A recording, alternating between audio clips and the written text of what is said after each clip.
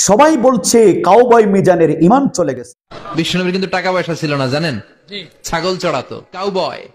Cowboy মাতুল কুবরার staff হিসেবে, কর্মচারী হিসেবে ক্যারিয়ার শুরু করলেন।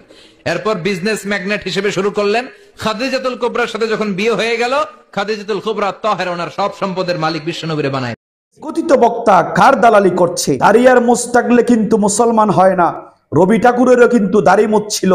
দুশমনে রসুল কোনদিন ইমানদার হতে পারে না। বাংলাদেশের জঘন্যতম দুইজন বক্তা আছে, একজন হচ্ছে 1990, আর একজন হচ্ছেন কথিত বক্তা কাউবয়। এই কথিত বক্তার দালালি যারা করছো তাদেরকে বলছি, তোমরা যদি তার এই বক্তব্যকে সমর্থন করো তাহলে তোমাদের ঈমানও চলে গেছে। আল্লাহ বলছে লা তাকুলু রায়না, আমার হাবিবকে তোমরা রাখাল বলবে না, যেমনি ভাবে কাফেররা বলেছিল। আল্লাহ পাকের আদেশ যিনি অমান্য করে তিনি কিসের তাফসীরের কোরআন মাহফিল করে? মা খাদিজার সম্পদ দিয়ে নবীজি কখন পয়সাওয়ালা হয়েছে?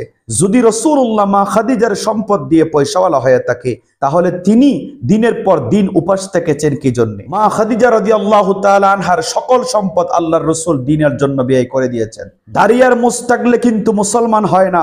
রবি ঠাকুরেরও কিন্তু দাড়ি মুছ ছিল। দুশমনে রসুল কোনদিন ইমানদার হতে পারে না। বাংলাদেশের জঘন্যতম দুইজন বক্তা আছে, একজন হচ্ছে 1990, আর একজন হচ্ছেন কথিত বক্তা কাউবয়। এদের থেকে নিজেকে অনেক দূরে রাখবেন। লা তাকুলু রায়না, আমার হাবিবকে রাখাল বলবে না।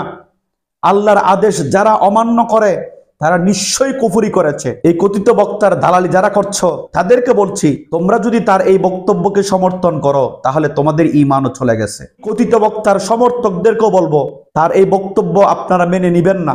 নিজের ঈমানকে একজন সেলিব্রিটির সামনে হারিয়ে ফেলবেন না। তোমার কবরে হাসরে আল্লাহ রসুল থাকবে, এই কথিত বক্তা থাকবে না। মুনাফিকির দিন শেষ। এটা বাবা শাহজালালের বাংলাদেশ। আপনাকে আমি ততক্ষণ মানব যদি আপনি রাসূলুল্লাহকে ভালোবাসেন। সুন্নি জামাত রাসূলুল্লাহকে জান দিয়ে ভালোবাসে। আমি এই কথিত বক্তাকে বলবো, তওবা করেন। আপনি আল্লাহর কোরআনের আয়াতের বিরোধী কথা বলেছেন, অবশ্যই আপনাকে তওবা করতে হবে। আপনি 2 দিনের সেলিব্রিটি। আমার রাসূলুল্লাহ আবাদুল আবাদ সেলিব্রিটি। আমার নবীর মতো দ্বিতীয় কেউ নাই। জিসকা কোই শান নেহি वो নবী হামারা है। আমার নবী তো সৃষ্টির শুরু থেকে সেলিব্রিটি ছিল, এখনো আছে, কিয়ামত পর্যন্ত ইনশাআল্লাহ থাকবে। মাকাম মাহমুদ আমাদের নবীর জন্য রেখেছেন। এই সমস্ত বক্তা থেকে আমাদের ঈমানকে আল্লাহ হেফাজত করুক। আসসালামু আলাইকুম ওয়া রাহমাতুল্লাহ।